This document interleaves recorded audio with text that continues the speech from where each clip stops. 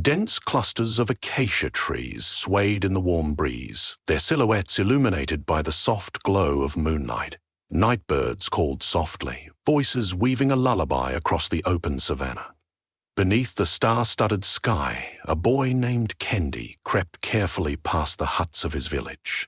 He clutched a worn leather pouch close to his chest, within which rattled an ancient piece of bone and a pinch of ash. Kendi was determined to learn the secret his grandparents had hinted at for years, a secret that lay just beyond the village boundary, in the grasslands where the tall shadows danced.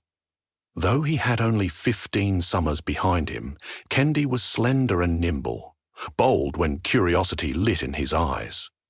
Rumors had long adorned him like second skin, whispers in the village that he was different, that the starlight clung to him with an otherworldly affinity. He felt that tug even more strongly tonight, as the cosmic band shone fiercely above him. He slipped beyond the last cooking fires, stepping into the wide embrace of the plains. The hush around him was profound, cut only by the occasional rustle of nocturnal creatures. If Kendi listened closely, there was another sound too. A low hum, distant as thunder but persistent, like an echo from ages ago. That hum guided him onward, a rhythmic call that seemed to come from both the earth below and the stars above. He travelled deeper into the darkness, carefully measuring each step. Far from the village, the sky pulsed with an intensity that set his veins alight. An unspoken presence cocooned him. His grandmother had once told him that, in the old days, certain guardians roamed these lands. They were said to carry starlight under their skin, able to bend shadows and transform their own forms to ward off an unimaginable evil.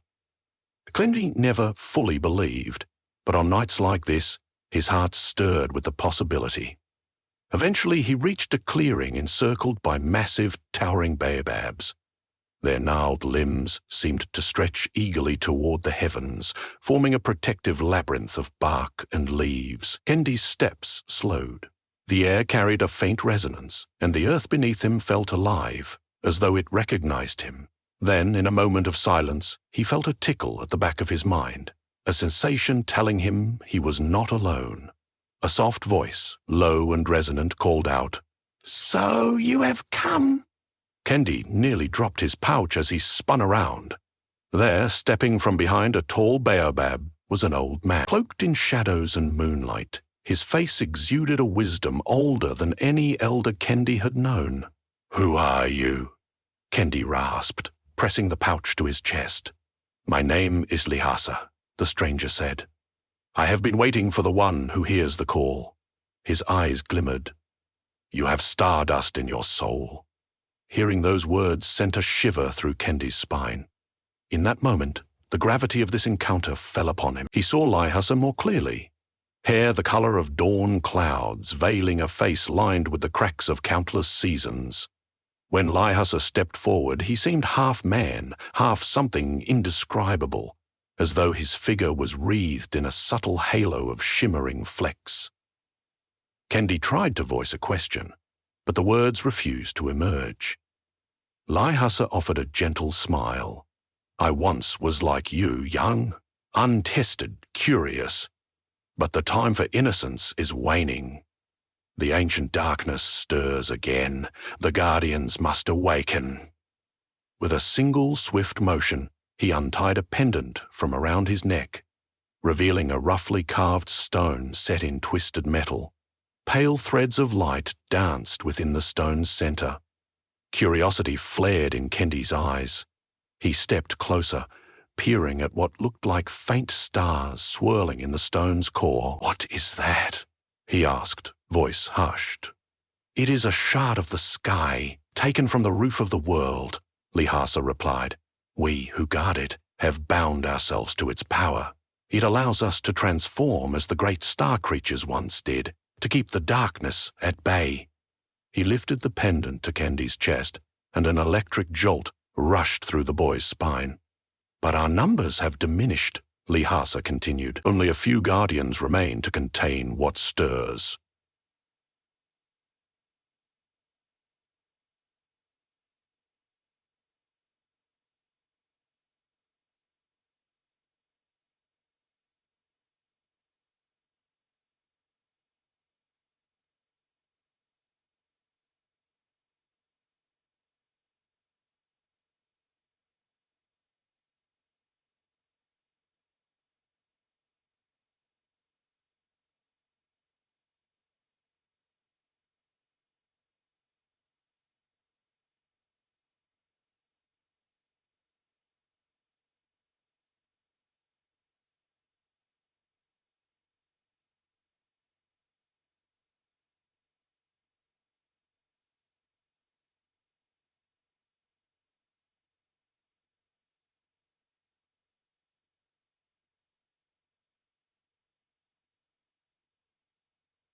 It lurks beneath the world, sealed away by starlight. We call it the Azarandoki. When we guardians place our hands in the soil and cast our gaze to the sky, we form a bridge. Our spirits fill with celestial energy, sealing the cracks that might let the darkness slip free. Long ago, an alliance of kingdoms across the continent united to lock it away. But evil never sleeps. It only waits. A hush fell between them. Overhead, a star streaked across the sky, leaving a silver trail that burned into Kendi's vision. Momentarily blinded, he staggered, and Lhasa reached out to steady him. Even through the old man's wrinkled hands, Kendi felt that same warm current of light passing between them. When his vision cleared, shapes moved on the edge of the clearing. At first, he thought them illusions, until he noticed how distinctly they moved. A shape like a panther, then a cheetah, then a great serpent, each gliding across the clearing in near silence. Before Kendi could speak, the shapes merged, transitioning seamlessly into human figures, men and women with eyes reflecting cosmic dust, clad in garments that shimmered with starlight. One by one, they stepped forward and knelt in a half-circle around Lhasa and Kendi. "Kendi," said Lhasa, "you stand before the remaining guardians, the few who remain bound by this sacred calling." His voice echoed in the still air. "They have come because they felt you had awakened to your purpose. Tonight you will see the role we play in protecting our home." The guardians arose, each with a regal flair, and studied Kendi, as though reading the constellations in his face. They formed a wider circle this time, and Lhasa ushered Kendi to the center. It felt like standing in the heart of an ancient temple, only the columns were living men and women, able to take the forms of beasts at will. One woman, her braids streaked with silver, approached. She introduced herself as Sabra. Her voice whispered like leaves under moonlight, as she explained that she held the spirit of the spotted hyena. Another, regal in his stride, named Senyo, spoke of channeling the form of a lion. A slender man with sharp eyes, Kirabo, carried the essence of a python. Others followed, each naming the majestic creature whose spirit they wore. Though their homelands spread across the continent, deserts and jungles, high mountains and coastal plains, they shared an oath to safeguard all that lived beneath the stars. Sabra lifted her palms skyward and closed her eyes. In a coordinated dance, the guardians followed her lead, raising their hands to the night, summoning starlight. Their voices grew into a single chant, weaving syllables from a language older than memory. With each rising note, translucent streams of light descended from above, pressing down around them like glowing rain. Kendi stared, mesmerized. He felt that current of power swirl around him, filling the clearing. Telltale pricks of energy bloomed in his fingers and toes. Each guardian glimmered from within, as though ignited by some cosmic spark. Sabra opened her eyes and gestured for Kendi to join in their chant. Unsure of the words or their meaning, he followed the rhythm as best he could, letting his voice resonate in the night air. With each syllable, he experienced deep pulses of warmth flowing in his chest. Suddenly, the ground quaked. It was slight at first, a tremor that set pebbles dancing. Then the tremor grew more insistent. The chant faltered slightly, but Lhasa, with furrowed brows, raised his shaking arms higher, forcing the chanting to continue. The guardians struggled to keep their formation, yet each refused to break the circle. Kendi's heart pounded. He sensed something straining beneath the earth's surface, pressing outward with malevolent force. At the center of the circle, the soil cracked. Darkness seethed through, a blackness with unnatural weight, swirling like living ink. The guardians redoubled their chant, and starlight descended in greater streams, pushing against the swirling pitch. It was clear the guardians were engaged in a cosmic tug-of-war with the Azarandoki, fighting to keep it caged where it belonged. The entire clearing glowed in conflicting hues, bright whites and swirling blacks, contending in the starlit darkness. One guardian, sweat pouring from his brow, stepped forward to seal a fresh rift. Within the swirling black emerged a shape, a monstrous silhouette that clawed up from the gap in the earth. Hungry, malevolent eyes burned in its formless face. Kendi froze as it lunged, only to be intercepted by two guardians shifting into powerful lions. They roared in unison, starlight rippling off their manes, striking the creature with enough force to shove it back. Yet the darkness roiled, searching for a new outlet. Glancing around, unsure of his place, Kendi felt a tug at his bones. A voice seemed to echo within him. Embrace the gift. He closed his eyes and thought of the star that had flashed moments ago, the one that left a silver trail. Then, from deep in his chest, a sudden, overwhelming surge of heat billowed outward. He opened his eyes to see white-blue luminescence dancing across his skin. His heart thumped like a drum, and that flicker of cosmic energy poured into his limbs. Without thought, he moved toward the nearest gap in the circle, ready to lend his power to the Guardians. The monstrous shape lashed out again, emerging in multiple tendrils of shadow. One soared towards Sabra, who had momentarily turned away. With unthinking resolve, Kendi dove, hurling himself in front of her. He raised his arms, willing the starlight in his veins to shield him. Surprisingly, a brilliant flare sparked, colliding with the smoky darkness. For a heartbeat, Kendi felt as though he were caught in the heart of a star, enveloped by surging celestial flame, yet neither he nor Sabra were harmed. All around the clearing, shapes emerged, some large as elephants, others slender as serpents, each formed from the same inky darkness. The Guardians met them in kind, echoing roars and chanting. Some soared into the sky as hawks, diving with talons of light. Others prowled as panthers, silent but lethal. It was a breathtaking tapestry of shifting shapes, glowing bursts against swirling darkness. Despite the threat, the Guardians showed no fear. Their eyes flamed with urgency and resolve. In the midst of this battle, Lhasa held the pendant aloft, chanting with a voice that seemed to carry the resonance of 1,000 generations. The swirling shadows hissed at the amulet, recoiling as if it burned them. The wind whipped violently across the clearing, blowing leaves and dust overhead.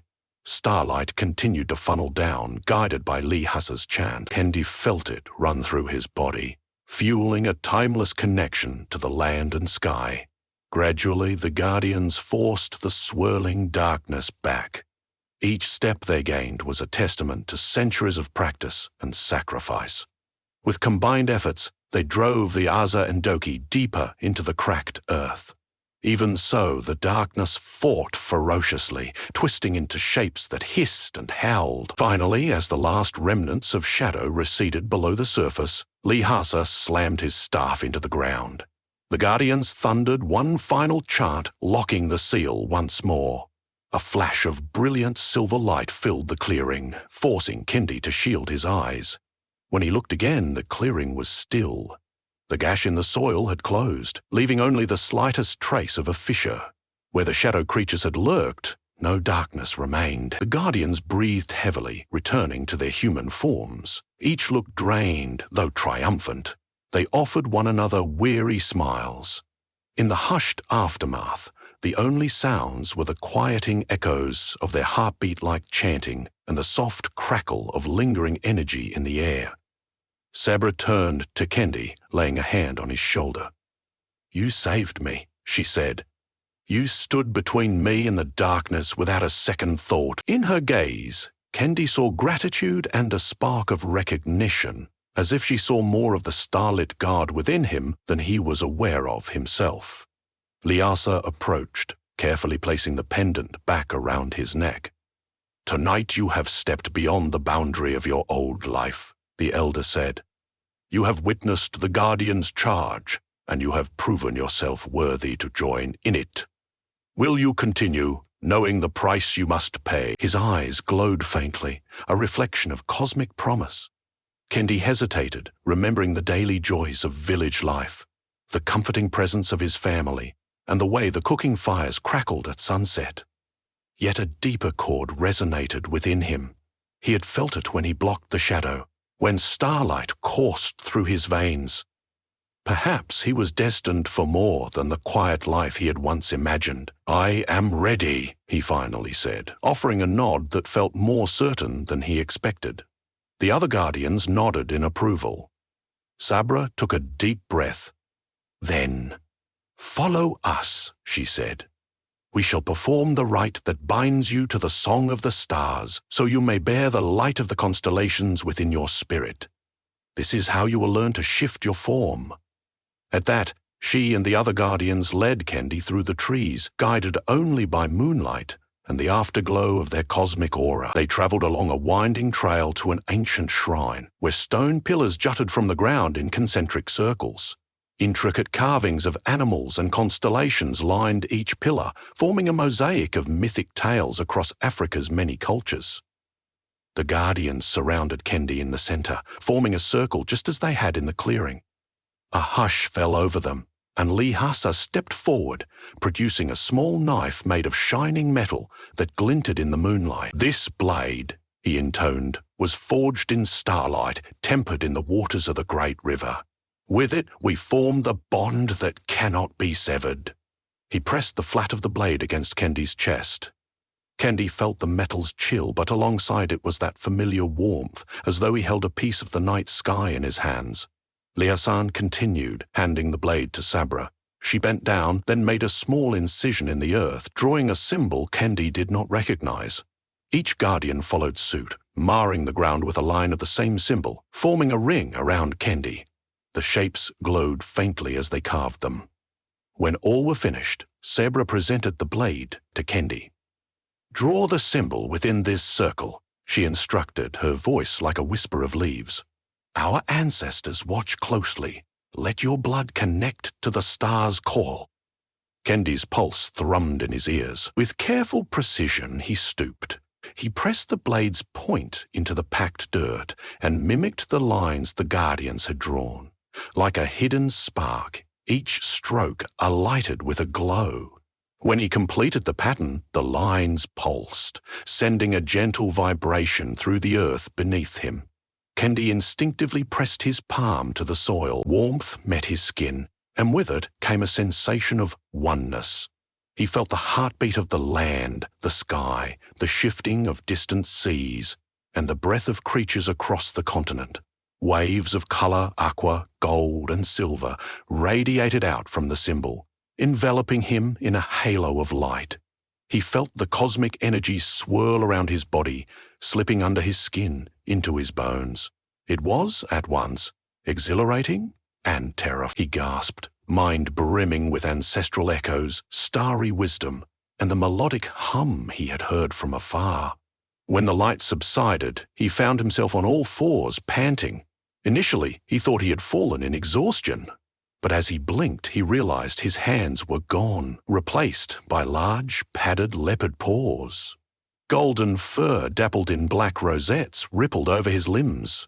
Surprised, Kendi let out a growl that reverberated strangely in his chest. The other guardians smiled, some shifting by will into their own beast forms as if to welcome him. He took several tentative steps, his senses blazing with new sharpness. The smell of night blooms, the faint shift of air around him, the distant calls of creatures, each perception was heightened. A wave of euphoria coursed through him. Sabra, now also in hyena form, nudged him gently. He stood on 4 legs, blinking in amazement, before focusing his energy. Slowly, he willed his human figure back. With each breath, his bones reconfigured and his fur began to fade, until he knelt once more as the boy he had always been, but changed forever. "Welcome among us," Sabra said softly, returning to human shape with a fluid grace. The other guardians bowed their heads, acknowledging his initiation. Kendi felt tears sting his eyes. He belonged. He felt it in every fiber of his being. This communion of starlight and beast spirit carried a sublime weight, a calling that transcended time and distance. The guardians guided him to a nearby pool of water fed by an underground spring. He knelt to drink, finding that even the taste of water had shifted, unveiling complexities and subtleties he had never noticed. Then he caught his reflection in the pool. His features were the same, but in his eyes he detected a faint glimmer, a subtle swirl of starlight that had not been there before. Lhasa offered him a carved wooden vessel containing a pungent liquid that smelled of herbs and sweet resin. "Drink," said the elder, "to anchor your spirit to this new path." Kendi obeyed, grimacing at the bitter taste. Yet, as it flowed down his throat, an internal warmth comforted him, forging a balance between his human and celestial energies. When he handed the bowl back, he sealed his membership among the Guardians. They spent the remainder of the night beneath the shimmering stars. The Guardians took turns relaying the countless stories of those who came before warriors, healers, scholars, all united across diverse cultures to guard the continent.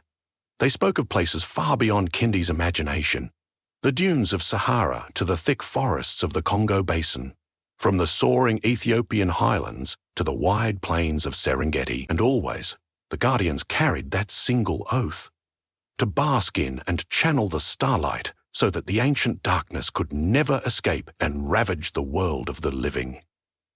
With the first hint of dawn in the east, still a faint glow against the night sky, most Guardians prepared to depart. Some would return to their distant homelands, continuing their solitary vigil until called upon again. Others would stay near, ensuring that the seal in the clearing remained strong. Kendi felt a pang of uncertainty, sensing how vast his journey would be, but he also felt the gentle press of solidarity from these men and women who shared his destiny. Sabra approached, clasping Kendi's hand. "Your path begins here, but it will take you far. Each place you travel, you will sense the bond connecting you to every Guardian. Trust that the stars will guide you, especially when the darkness seems near." Lhasa nodded. "Remember, there is a light within you that the shadows cannot dim. When the darkness stirs, answer with the brilliance of the cosmos." Kendi's chest swelled with a fierce resolve. Though he was still young, he carried a weight older than any living memory. He looked down at the faint scar on his hand from his earlier transformation, a mark that would forever remind him of this night. As the Guardians separated, Kendi stood with them, head tilted to the stars, inhaling the crisp air that signaled dawn's approach. Behind him, the hush of the baobabs seemed to sigh in contentment, as if grateful for a renewed commitment to shield the land. And though the hush would lift at sunrise, replaced by the daily bustle of village life and the chores that came with it, Kendi knew that each evening would draw him back to this sacred calling. Every constellation overhead would call his name, and every pulse of starlight in his blood would remind him that he stood among Guardians who refused to let the ancient darkness prevail. On the journey back to the village, the first rays of morning brushed the horizon. Kendi thought of his family, the daily tasks awaiting him, and wondered how he might explain the truth of what had transpired. Perhaps he wouldn't need to. Some things lived best in the secrecy of the heart, shared only through gentle hints of power and courage. Or, in time, he might be able to reveal it when another child followed the same call from the shimmering night sky. As the sun broke free in a flourish of gold and pink, Kendi felt the faint hum again, gentler now, resonating not just in the ground underfoot, but also in the very marrow of his bones. It reminded him that, no matter where he went or how his life unfolded, the starlight woven into his spirit would forever guide him, for he had joined the ancient company of shapeshifters who pledged their strength to contain the darkness. And he would protect this land, as countless Guardians had done long before him, and as those yet unborn would do when his own time had passed into legend.